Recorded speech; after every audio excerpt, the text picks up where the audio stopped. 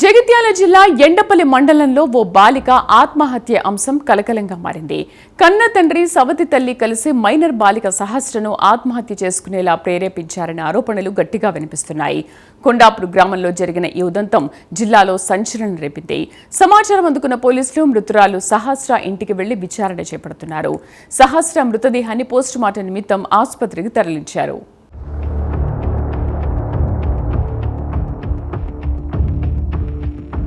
జగిత్యాల జిల్లా ఎండపల్లి మండలం కొండాపూర్ గ్రామానికి చెందిన వేనెంక రవికి జ్యోతి అనే మహిళతో 16 సంవత్సరాల క్రితం వివాహం జరిగింది.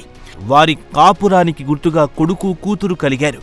కాలక్రమంలో 2017లో రవి భార్య జ్యోతి ఉరివేసుకుని ఆత్మహత్య చేసుకుంది. జ్యోతి ఆత్మహత్య తర్వాత ఆమె కూతురు సహస్రకు కష్టాలు మొదలయ్యాయి. మరోవైపు భార్య చనిపోయిన కొద్ది కాలానికి రవి సవిత అనే మరో మహిళను 2 పెళ్లి చేసుకున్నాడు. తల్లి చనిపోయినప్పటి నుండి సహస్రకు కష్టాలు రెట్టింపయ్యాయి. సహస్రను తన అమ్మమ్మ వాళ్ల ఇంటికి కూడా పంపించేవారు కాదు.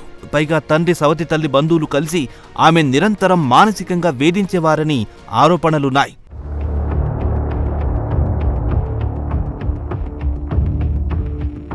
సవతి తల్లి నుంచి వేధింపులు ఎక్కువ కావడంతో తట్టుకోలేకపోయిన సహస్ర చనిపోయింది. ఆత్మహత్య చేసుకుని చనిపోయినట్టు సహస్ర తండ్రి చెబుతున్నాడు. కానీ సహస్ర అమ్మమ్మ మాత్రం సహస్ర తండ్రి రవి సవతి తల్లిపై తీవ్ర ఆరోపణలు చేస్తోంది. వీరిద్దరూ కలిసి సహస్రను హత్య చేసి ఉరివేసుకుని చనిపోయినట్టు చిత్రీకరిస్తున్నారని సహస్ర అమ్మమ్మ ఆరోపిస్తున్నారు.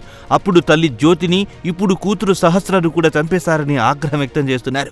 జ్యోతిని కొండపూరు ఇచ్చి రవికి ఇచ్చి పెళ్లి చేసిన కొడుకో బిడ్డ అత్తమా ఏదైనా మరిది భర్త కలిసిన బిడ్డను అప్పుడు ఇట్లనే చేసిర్రు, దూలానికి వేసుకొని చనిపోయింది.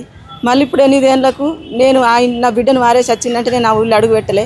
మళ్ళీ ఇప్పుడు 8 సంవత్సరాలకు నా మనవరాలు కూడా అదే రకంగా వేసుకొని ఒత్తిడి వల్ల సమితి తల్లి, నానమ్మ, బాబాయ్, తండ్రి ఒత్తిడి వల్లనే నా మనవరాలు కూడా చనిపోయింది.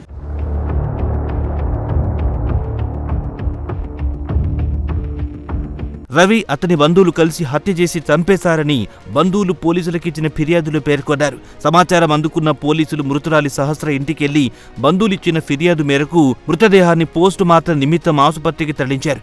ఈ ఘటనపై పోలీసులు కేసు నమోదు చేసి దర్యాప్తు చేస్తున్నారు.